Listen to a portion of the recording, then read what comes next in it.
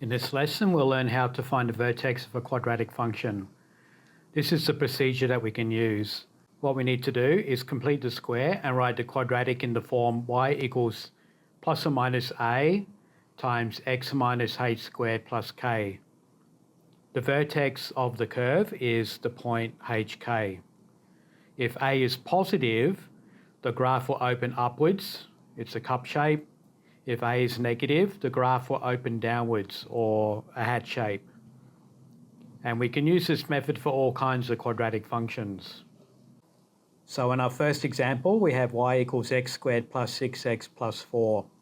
The completing square method is as follows. If we have x squared plus bx, the next term is b divided by 2 all squared. And that will equal x plus b on 2 all squared. Looking at our question then, we'll have y equals x squared plus 6x. So in this case, b is 6. So we take the 6, we halve it, and we're squaring it. And because we've added a number, we need to subtract that number.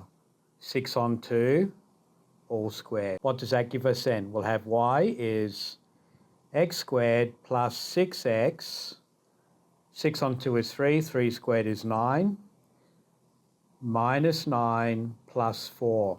So you can see that these two equations haven't changed. All we've done is added a 9 and subtracted a 9. So they're equivalent. Now we complete the square on this part here. That will give us y equals x plus, follow this sign here, and 9, so the square root of 9 is 3, all squared. So these are equivalent.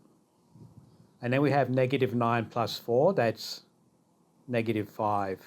So this is the completed square form of the quadratic.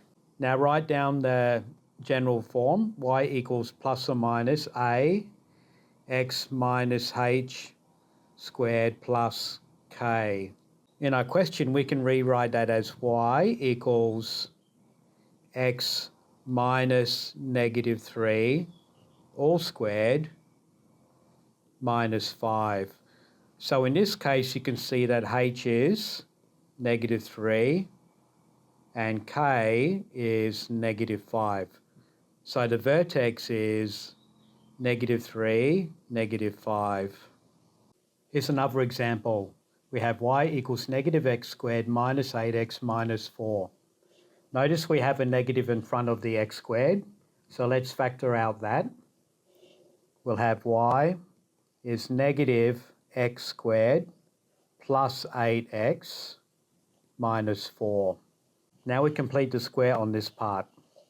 So we'll have y is negative x squared plus 8x, so half of 8 is 4, 4 squared is 16. So we added 16, we need to subtract 16, and then we have minus 4. Now this is the completed square part here. We can write now y equals negative square bracket x plus 4 all squared, that's this part here, minus 16, close the bracket minus 4.